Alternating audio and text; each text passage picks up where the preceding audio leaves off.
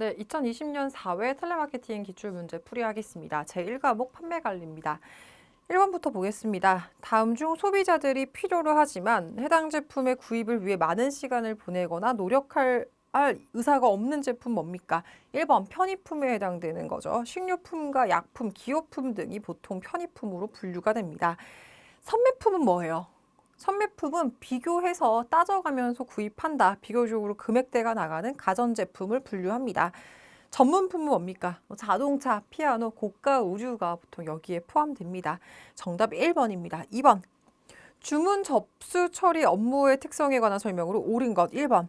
일반적으로 홈쇼핑 카탈로그 쇼핑 업체에서 많이 이루어진다. 맞죠? 주문 처리를 업무하는 특성에 대해서는 보통 주문 접수 처리 업무 누가 해요? 홈쇼핑 카탈로그 업체에서 많이 하죠. 2번.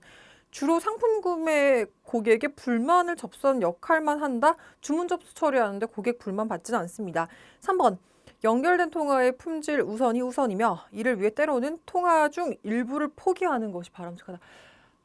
저는 살면서 통화를 포기하는 일을 당해본 적은 없습니다. 3번 있을 수가 없는 일입니다. 4번 고객이 주도하는 전화이므로 초보적인 상대번도 문제없이 이거 거의 맞추라고 준 질문입니다. 1번이 답입니다. 3번 가겠습니다. 주문 접수 처리에 요구되는 사항과 가장 거리가 먼 것 뭐가 있겠습니까? 1번 고객 번호, 전화번호 등 고객 데이터의 정확한 작동과 관리가 이루어져야 됩니다. 주문 접수 처리니까 그래야겠죠. 이상한 번호 써놓고 그러면 안 되겠죠. 2번 고객의 기본 이력을 통해 그 고객의 특성을 이해하며 개인 신상 정보 DB를 상업적으로 이용한다는 안 되죠. 주문 접수 처리에 요구되는 상황과 맞지도 않습니다. 기본 이력 통해서 DB로 상업적으로 이용하는 거는 개인 동의 없을 경우에 개인정보법 위반 사례입니다. 3번 문의나 요구사항, 접수에 대해서는 전화 받는 사람이 즉시 원스톱 중심으로 처리돼야 됩니다.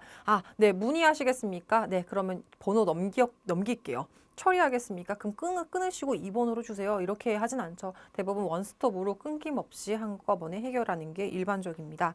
4번, 고객 관리에서 가장 기초적인 고객 정보 화면에 신규 입력과 수정 입력이 용이하게 이루어져야 되겠죠. 되게 어려우면은 즉각 반응이 안 되겠죠.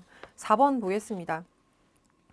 아웃바운드 텔레마케터에 요구되는 프로모션 능력 아닌 것. 자, 이거는 자재를 묻는 거예요. 아마 지금 2020년도에서는 처음 나왔던 문제일 것 같습니다. 1번 상품 및 서비스에 대한 사전 지식 숙지. 자, 내가 만약에 핸드폰을 팔려고 해요. 근데 기본 정보 모르고 그냥 좋은 거니까 사세요. 이렇게 할 수는 없겠죠. 1번 정확한 지식을 숙지해야 됩니다. 2번 고객에게 호감 줄 수 있는 경청 자세 기법 숙달. 궁금한 거 물어봤을 때 그러셨습니까? 그럼 제가 이 부분 한번 확인하겠습니다. 라던가 기본적으로 멘트가 호감을 줄 수 있는 멘트가 좀 포함되어 있어야겠죠. 3번 고객의 반론이나 거절에 순응하는 자세. 핸드폰 있는데 저는 핸드폰을 별로 안 좋아합니다. 아유 그러세요. 네, 끊겠습니다. 이렇게 가는 건 안 되겠죠. 핸드폰 안 좋아한다. 그래도 최근에 많이 혜택 있는 제품이다 보니까 계속적으로 세일즈를 해줘야겠죠. 반론이나 거절에 순응하는 자세가 나왔을 때 영업이익으로 직결되지 않습니다. 정답 3번입니다. 4번, 고객과의 친밀한 관계 형성하는 자세. 자, 아웃바운드 같은 경우에 친밀한 관계가 형성되기가 상당히 어려워요. 근데 그래도 그렇게 하려고 상당히 많이 노력을 하셔야 됩니다. 필요한 자세로 봅니다. 5번, RPM 분석에 관한 설명으로 틀린 것은 RPM 뭐예요?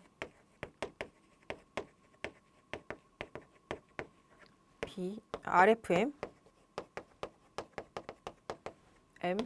머니를 보셔야 됩니다. 이렇게 분석하는 이유가 뭐예요? 최근에 언제 샀는지, 몇 번 샀는지, 얼마 정도 샀는지를 보는 게 RFM 분석입니다. RFM 분석에 대한 설명으로 틀린 것 1번. RFM 분석은 다이렉트 메일이나 카탈로그 우송, 리스트 추출에 빈번히 사용되고 있다. 자주 사는 사람, 많이 사는 사람, 정말 많은 빈도로 최근까지 샀다. 그럼 당연히 그분들에게 우선적으로 관리자에게 먼저 이렇게 주는 편이죠. 2번. RFM 분석은 원리가 매우 간단하지만 실제로 높은 반응률을 가져오기 때문에 광범위하게 사용하고 있습니다. 그래서 정말 VIP란 단어를 붙여가지고 예를 롯데홈쇼핑 VIP 고객에게 드리는 상품 해가지고 패키지 주면서 할인권도 주고 이런 것들 정말 효과가 괜찮긴 합니다. 3번 RFM 분석을 하기 위해서는 고객과의 거래 기록이 전제가 되기 때문에 RFM 분석은 기존 고객의 가치하는 평가하는 방법이라. 그쵸. 고객 가치가 저 사람은 우리 회사에 참 가치 있는 사람일지 가치 없는 사람일지, 왜냐하면 돈을 묻는다는 것 자체는 가치성을 볼 수밖에 없거든요. 고객 가치를 파악하는데 용이합니다. 5번 RFM 분석은 거래 관계가 없는 잠재 고객에 대해서도 직접 적용이 가능하진 않겠죠. 자, 최근에 사지도 않았고 산 횟수도 없고 산 금액도 없는데 잠재 고객은 뭐예요? 잠재 고객이 뭐라 그랬죠? 현재까지 구입됐던 적은 없으나 우리 고객으로 유입될 가능성이 큰 사람을 잠재 고객이라 분류를 합니다. 그래서 4번 같은 경우에 오답이죠. 직접 적용 자체가 불가능하죠. 거래 관계가 없는 잠재 고객을 어떻게 분석을 합니까? 못하죠. 정답 4번입니다. 자, 6번 가겠습니다. 고객의 개인 속성 DB에 해당되지 않는 것. 개인 속성 DB가 뭐죠? 개인 속성. 일단 1번부터 보겠습니다. 연령, 2번 주거 형태, 3번 구매 의도, 4번 전화번호. 자, 개인 속성 DB는 뭐냐면요. 고객이 가지고 있는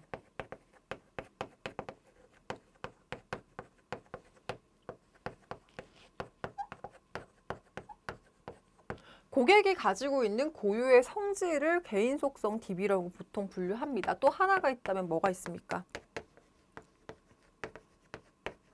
이거는 사람을 보는 거고요. 이거는 그 행동을 한 이유를 보통 분석할 때 쓰는 겁니다. 자, 연령, 개인이 갖고 있는 거죠. 주거 형태, 개인이 갖고 있는 겁니다. 전화번호, 개인 갖고 있는 겁니다. 구매 의도는 뭐예요? 거래 속성이에요. 거래로 분류되는 3번입니다. 거래 속성입니다. 7번 보겠습니다. 제품 구성 요소 중 유형 제품. 자, 유형 제품 뭐죠? 실체 제품이라고 보면 돼요. 여러분, 요거 유형 제품 또 색다르죠, 아주. 항상 우리 코틀러는 항상 색다릅니다. 색다른 식으로 변형이 또 됐어요. 자, 코틀러의 제품 세 가지가 뭐가 있었죠? 핵심, 실체, 또 확장. 실체 제품, 유형 제품에 해당되는 거 뭐가 있습니까? 1번 설치는 뭐죠? 확장이죠. 2번 상표 실체입니다. 3번 배달 확장이죠. 4번 보증 확장입니다. 자, 요거 조금 어려웠어요. 그래서 요거는 실제 제품에 해당되는 거 2번입니다. 8번 보겠습니다. 유통 경로의 설계 전략에 관한 설명 중 옳게 연결된 거 보겠습니다. 기획, 유통은 가능한 많은 중간상들에게 자사의 제품을 취급하도록 하는 것으로서 저가 소비재 등과 같이 소비자들의 구매 편의성을 중시하는 품목을 채택하는 방식. 니은 유통은 제품의 이미지를 유지하고 중간상들의 협조를 얻기 위해 일정 지역 내에서 독점 판매권. 자, 독점 판매권 들어간 뭐라 그랬죠? 전속적이라고 했습니다. 자, 보면은 전속적 하나밖에 없네요. 3번입니다. 9번 보겠습니다. 자, 시장 세분화 변수를 대놓고 이야기를 해놓고 이러한 기준으로 우리가 나누는 게 뭐냐, 변수가 뭐냐 이렇게 묻습니다. 세분화의 변수 중 고객, 나이, 직업, 성별로 분류되는 건 뭐예요? 뭘 것 같으세요? 그 사람의 인구 통계학적 변수죠. 1번입니다. 10번 보겠습니다. 다음 중 묶음 가격 뭐라고요? 묶음 가격 뭐죠? 묶어서 가격을 일부 인하하는 거죠. 1번 기업의 핵심 제품 또는 서비스에 대한 수요를 증대시킬 수 있습니다. 2번 기업은 부수적인 제품을 통해 서비스 수요를 창출할 수 있다. 묶어가지고 예를 들어 우리가 신제품을 출시했어. 그럼 만약에 A라는 제품이 되게 유명해요. 시그니처야. 그럼 A 옆에 신제품 묶어가지고 이렇게 같이 풀면서 신제품 홍보까지 가능하겠죠. 3번 기업은 묶음 가격을 통한 시너지 효과로 보다 높은 가격으로 제품 또는 서비스 제공할 수 있다. 자, 묶었을 때 더 비싸면 뭐하러 묶은 거 삽니까? 따로따로 떨어져 있는 거 사겠죠. 3번이 틀린 답입니다. 4번 소비자는 보다 많은 제품 또는 서비스에 대한 정보를 얻을 수 있겠죠. 맞습니다. 그래서 우리 그런 거 많이 하잖아요. 뭐 LG U 플러스 이런 데 보면은 항상 전화 와가지고 뭐 가족 할인, 결합 할인, 패키지 할인 되게 많이 하죠. 더 비싸면 안 하죠. 11번 보겠습니다. 아웃바운드 텔레마케팅의 성공 요소가 아닌 것은 1번 명확한 고객 데이터 확보. 자, 아웃바운드 같은 경우에 아웃바운드의 성공은 고객 DB에서 결정된다고 이야기를 해요. 근데 그만큼 DB가 참 중요하긴 합니다. 명확한 고객 데이터, 이 고객 자체가 예를 들어서 우리한테 필요한 고객 데이터가 맞나 좀 명확하게 있으면 정말 좋겠죠. 성공하겠죠. 2번 쌍방향 의사소통을 위한 정교한 스크립트. 자, 쌍방향 때문에 혼란이 와요.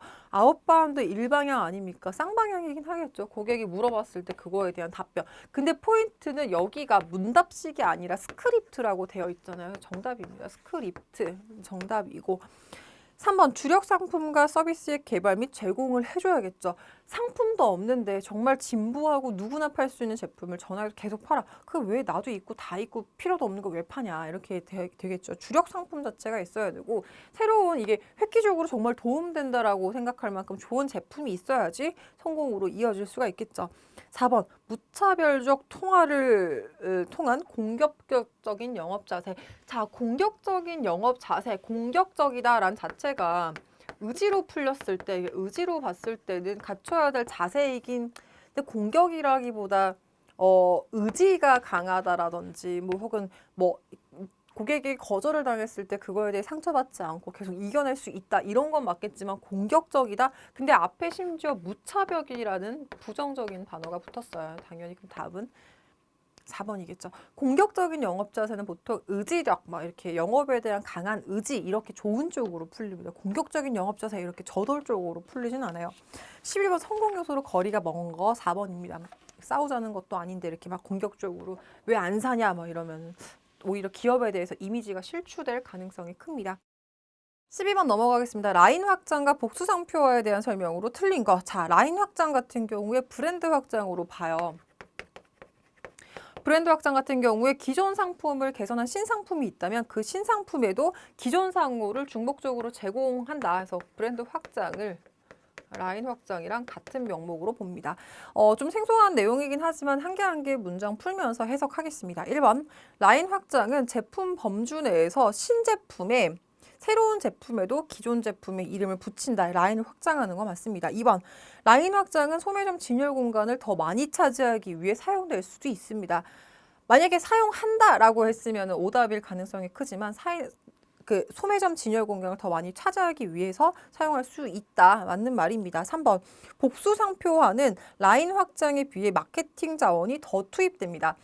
복수 상표 같은 경우에 보통 어떤 느낌이냐면 상표 자체를 두 갈래로 나눠버리는 경우를 복수 상표화라고 해요. 그래서 예를 들어 이런 거죠. 프라다 밑에 미우미우가 있다. 그럼 상표 자체가 두 갈래로 만약 같은 제품을 미우미우 태그로 붙일 때도 있고 프라다 태그로 붙일 때도 있다라고 칩니다. 그럼 복수 상표라고 상표가 두 개잖아요. 복수화 됐을 때는 마케팅 자원 더 많이 들어가겠죠. 브랜드가 두 개가 돼버렸을 테니까.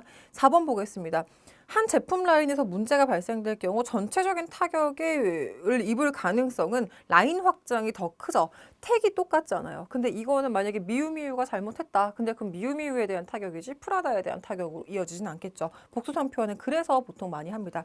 일반적으로 이런 거죠. 그 의류업계에서도 많이 하는 거긴 한데 뭐 택가리를 한다 이래가지고 같은 옷을 다른 상표를 붙여서 파는 경우를 보통 복수 상표화라고 분류하기도 합니다. 12번 문제 같은 경우에 굉장히 생소한 문제였긴 했어요. 이거 구분해서 보시면 되겠습니다. 13번 가겠습니다. 제품의 가격 변화에 따른 소비자의 수요 변화나 공급 추이에 관한 정도를 의미하는 건 뭐가 있겠습니까? 자, 제품 가격에 따라서 변한다. 뭘 것 같으세요? 1번 보겠습니다. 가격대 성능비 아니죠. 2번 가격 탄력성이 정답이죠. 3번 가격 표시제, 4번 기회비용입니다. 자, 가격 탄력성이 뭐냐면 가격이 높아져. 그럼 수요가 떨어져. 가격을 낮춰? 그럼 수요가 늘어. 이렇게 가격 탄력성이 있다라고 보통 가격에 따라서 수요 자체가 영향받는다. 가격 탄력성이 좀 있는 편이다. 이렇게 보통 봅니다. 14번 보겠습니다. 소비자가 사랑, 가족의 우정 등을 경험하게 함으로써 긍정적이고 온화한 감정을 불러일으키는 광고 실행 전략 뭐죠? 증언형, 2번 비교, 3번 온정, 4번 이성적. 감성적, 이성적에서 이제 이성적이면 땡이고 3번 온정소구죠. 온화한 감정 불러일으키서 가겠다. 자, 그 전에 1차에서는 공포소구가 나왔어요. 이거는 우리 제품 사세요가 아니라 우리 제품 안 사면 이렇게 불이익 받습니다 라는 쪽으로 홍보하는 걸 공포소구라고 했었죠. 15번 보겠습니다. 경쟁사와 대비하여 차별적인 우위를 누릴 수 있는 포지셔닝 전략으로 경쟁사와 대비해서 차별적인 우위를 누릴 수 있는 포지셔닝 전략 뭐예요? 1번 제품을 차별화하면 되겠죠. 2번 서비스를 차별화하면 됩니다. 3번 인적 자원도 차별화하면 돼요. 5번, 4번 기업 환경 차별화는 포지셔닝 전략으로도 보기가 어렵습니다. 뭘 하겠다? 기업 환경 어떻게 개선하겠다는 거야? 안 되죠. 4번이 땡입니다. 16번 보겠습니다. 다음은 효과적인 시장 세분화의 요건 중 무엇에 관한 설명입니까? 내용 한번 보겠습니다. 시장 부분의 규모가 크고 수익성이 커서 별도의 시장, 추가적으로 뭘 하지 않고 있어도 된다. 2번. 세분화된 각 시장 부분에 대해서 상이한 마케팅 계획이 필요하고 이에 따라 많은 비용이 소요되므로 하나의 시장 부문은 가능한 동질적 욕구를 가진 다수의 소비자로 구성해서 자 뭐예요? 추가적으로 뭘 한다는 거예요? 안 한다라는 거예요. 이왕이면 동질적 욕구를 가진 다수의 소비자로 구성해서 이익을 거둘 수 있는 규모를 하겠다라는 건 뭐예요? 계속 뭘 한다는 거예요? 아니면 비슷한 맥락의 소비자를 유치한다는 겁니까? 시장 세분화 요건 중 뭐예요? 3번 유지 가능성에 대한 설명인 거죠. 16번은 잘 기억하셔야 됩니다. 자, 17번. 다음 중 타겟 마케팅에 대한 표적 마케팅에 대한 전략의 순서로 옳은 것. 자, 이거는 기억하셔야 됩니다. 뭐죠? 맨 처음에 시장을 세분화를 하고 그 다음에 시장 보완에 대해서 개발을 하고 표적 시장 계획하고 그 다음 시장 차별화, 시장 목표 실현 단계 2번입니다. 이거 기억하셔야 돼요. 이거 교재에서도 별표 중요 많이 붙어 있었습니다. 정리하시고요. 18번 보겠습니다. 특정 제품으로 다양한 세분 시장에 진출하려는 전략으로 제품의 차별성에 자신이 있고 소비자의 선호가 분산되지 않아요. 선호가 분산되지 않고 특정 제품을 다양한 세분 시장에 전략한다. 뭡니까? 제품 전문화 전략입니다. 18번 조금 어려웠다 하더라고요. 차별성에 자신이 있대. 그럼 제품을 전문화하면 되겠죠. 제품 전문화 이거에 딱 타겟 맞춰서 전략 짜는 거 제품 전문화 전략입니다. 19번 현재 보고 있는 인터넷 창에 새로운 창이 나타나면서 행해지는 온라인 광고 형태. 자, 온라인 광고 형태 우리가 팝업이라고 이야기를 합니다. 팝업 광고. 앞에 새로운 창 나타날 때 우리 팝업 광고라고 이야기하잖아요. 4번 POP 광고랑 많이 혼란스러워하는 경우들도 있던데 온라인이라는 구체적인 언급을 했습니다. 그래서 2번 팝업 광고입니다. 자, 20번 인바운드 텔레마케팅 문제는 원래 앞에 나와야 되는데 또 뒤에 나오면서 혼란스럽게 하네요. 인바운드 텔레마케팅에 대한 설명으로 옳지 않은 것 1번부터 보겠습니다. 인바운드 텔레마케팅은 기업 주도형 업무 처리 방식이다. 기업 주도형 업무, 인바운드의 주도는 누가 해요? 인바운드가 전화를 고객에게 겁니까? 아니면 기업이 계속 어떻게 해서든 전화 오게끔 유도해가지고 컴플레인 걸라고 해요? 아니면은 우리가 이런 거 막 할 테니까 전화 와라 이렇게 기대를 하면서 합니까? 보통 아니죠. 기업 주도형 업무 처리 방식은 아웃바운드로 보는 게 더 가깝습니다. 2번 보겠습니다. 성공적인 인바운드 텔레마케팅을 위해 고객이 기억하기 좋은 전화번호 씁니다. 자, 예를 들어 진짜 번호 어려워가지고 모든 숫자가 막 1588, 막 1000번, 막 이렇게 쉬운 번호를 많이 쓰잖아요. 근데 막 1269, 뭐 5794, 막 이런 거 썼어. 그럼 기억 못 하죠. 그럼 전화 못 걸죠. 위급 상황일 때도 못 걸고 뭐 살려고 해도 못 겁니다. 그래서 비교적 단순한 번호를 쓰는 게 일반적입니다. 3번 효과적인 인바운드 텔레마케팅은 상품 판매까지 정말 이상적인 형태예요. 인바운드를 통해서 영업이익까지 올린다. 그럼 정말 잘하는 마케터입니다. 상품 판매로까지 연결되기도 하고 사실 연결되는 게 제일 효과적이고 이상적입니다. 4번 인바운드 텔레마케팅은 고객의 문의 상담 대응에 활용된다. 자, 우리가 인바운드는 판매가 있다고 했었죠. 비판매에 해당되는 게 고객 상담입니다. 맞는 말이죠. 그럼 정답은 1번. 인바운드 텔레마케팅은 기업 주도형은 아니고 고객 주도형이라고 보는 게 더 가깝습니다. 그리고 기업 주도형은 아웃바운드에 해당되는 내용입니다. 21번 보겠습니다. 신제품을 통해 시장에 진입할 때 초기 고가 전략을 적용하기가 가장 적절한 건 뭡니까? 1번. 신제품에 대한 규모의 경제가 가능한 경우. 2번. 신제품에 대한 극심한 경쟁이 예상되는 경우. 막 이런 경우 있더라고요. 아, 경쟁 예상되기 때문에 아싸라 우리가 비싸게 가면 되지 않을까? 라는 건 그냥 나의 의도와 나의 생각인 거거든요. 사실 그렇게는 보통 하진 않죠. 경쟁 예상됐을 때는 소비자가, 그러니까 수험생들이 이런 이야기를 많이 하더라고요. 이미 A부터 뭐 G까지 이렇게 많은 기업들이 있어. 근데 다들 가격대가 비슷하다면 우리 완전 고가로 간다. 이렇게 뭐 차별화 전략하는 거 어떠냐 이렇게 하는데 그건 사실 많이 하진 않아요. 시장에 진입할 때 초기잖아요. 초기에 고가 전략을 하는 것은 뭐 딱히 이게 비슷비슷하고 내용 자체가 이미 많은 경쟁이 있다면 변별력이 없다라고 보는 경우가 많기 때문에 잘 하진 않습니다. 3번 신제품에 대한 대규모 시장 존재하는 경우에는 초기에 고가 전략 갔을 때 말아먹기 딱 좋습니다. 그래서 보통 적정가부터 시작하죠. 4번 신제품이 소비자가 원하는 탁월한 특성 갖고 있을 때, 자, 우리가 예전에 스마트폰 같은 경우에도 노트북 한 대 값이었거든요. 그 노트북 예전에 막 핸드폰, 뭐 롤리팝 이런 폴더폰 같은 경우에 뭐 50만 원대라 치면은 스마트폰 초기 나왔을 때 180, 막 200 이랬어요. 그래서 이거 왜 하지? 근데 우리가 압도적으로 PDA라든지 뭐 컴퓨터폰 이런 게 아니라 완전 스마트한 걸 구축했다. 그러면서 비싸게 팔았었거든요. 그러니까 탁월한 특성, 누가 봐도 이거 고가로 가기 좋다. 그러면은 이게 많은 특성과 많은 좀 이득이 있다라고 판단된다면 고객에게 많은 이득으로 작용된다. 그럼 초기 고가 전략을 보통 많이 합니다. 자, 22번 보겠습니다. 소매상의 유형 중 점포 소매상에 해당되지 않는 거. 자, 요것도 사실 되게 조금 안 나오는 건데 나왔습니다. 소매상의 유형 중 점포 소매상. 자, 점포가 있어. 점포 소매상이 뭐야? 뭔지 모르지만 뭐 소상공인, 뭐 소매업을 종사하시는 분 같지만 점포가 있어야 되는 것 같아요. 점포 소매상에 해당되는 건 뭐냐? 1번 재래시장, 다 점포 있죠. 2번 다이렉트 마케팅, 넘어갈게요. 3번 전문점, 4번 양판점 다 있겠죠. 2번 다이렉트라고 했을 때 다이렉트는 점포를 끼고 했을 때 오히려 이윤이 남지 않아서 소매점을 아예 열지 않는 편이죠. 다이렉트로 했을 때는 가격을 보통 떨어뜨리고 파는 경우가 많기 때문에 뭐 인터넷이라든지 혹은 바로 구입할 수 있게끔 이렇게 소매점 자체를 열진 않습니다. 그래서 이건 그냥 딱 봐도 사실 알 수 있는 질문이긴 합니다. 23번 가겠습니다. 아웃바운드 텔레마케팅 수행 시 발생될 수 있는 문제점에 대한 설명 뭡니까?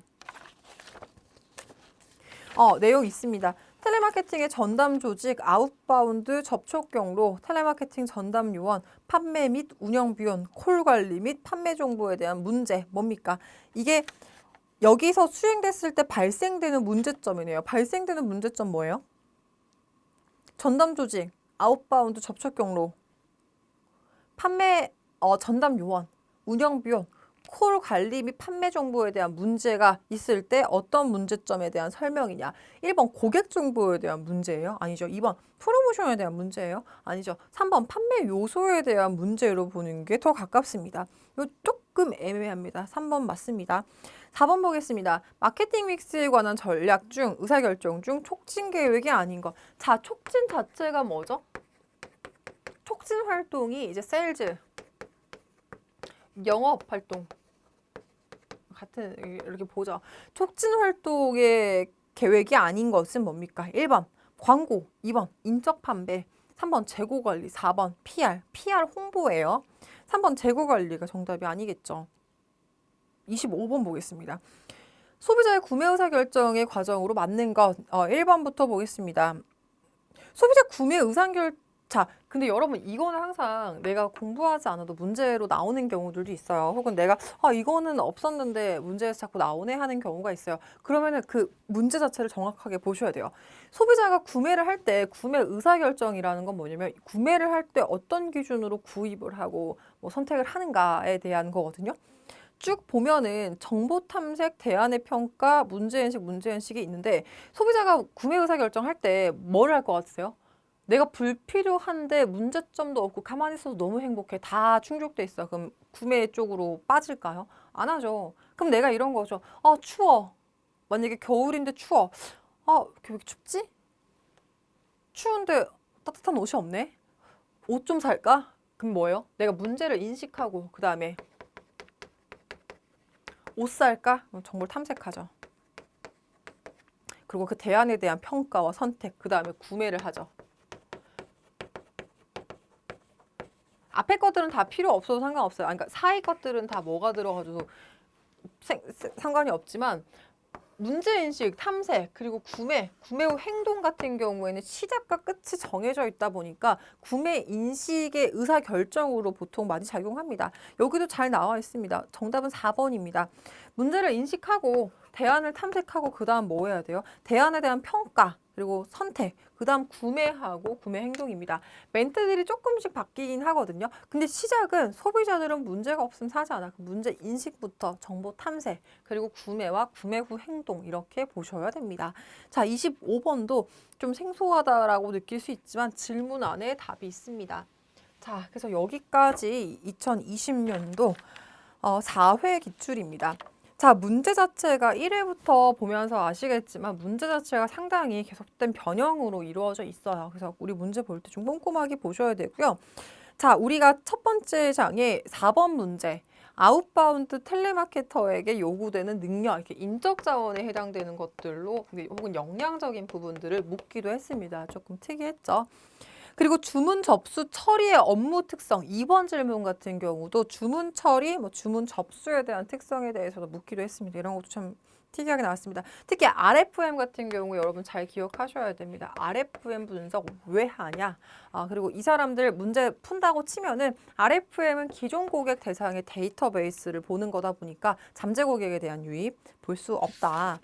이렇게 기억하셔야 되고요. 나머지 것들은 사실 또 6번 질문 어려웠죠. 개인 속성과 거래 속성 구분하는 문제 조금 어려웠습니다.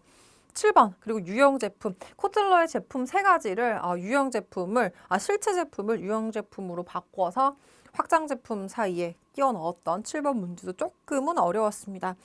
나머지 것들은 11번 문제, 4번이 조금 애매했던 거, 2번, 4번 좀 이렇게 페이크가 있었다. 그거 빼고는 그렇게 크게 어려웠던 건 없었습니다.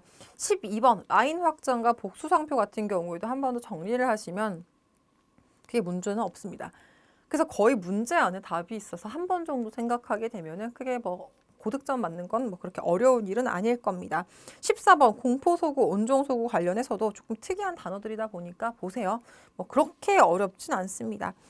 17번 문제는 늘 나오는 거다 보니까 표적 마케팅 전략에 대한 순서 이론에서 한 번 더 정리하고 넘어가셔야 됩니다. 네, 그래서 크게 20번 늘 나오는 인바운드 텔레마케팅 문제는 앞에서 나오던 문제를 뒤로 넣어서 좀 혼란을 야기했습니다. 21번 신제품 같은 경우도 그렇습니다. 네, 나머지 것들을 웬만하면 다 풀 수 있는 수준의 문제들이었기 때문에 비교적 좀 괜찮은 편이었긴 합니다. 다만 우리가 기출문제에서 언급하고 넘어가야지 다음 차시에 그 시험 보실 때 불리하게 작용하지 않을 겁니다. 네, 수고하셨고 다음 수업으로 이어가겠습니다.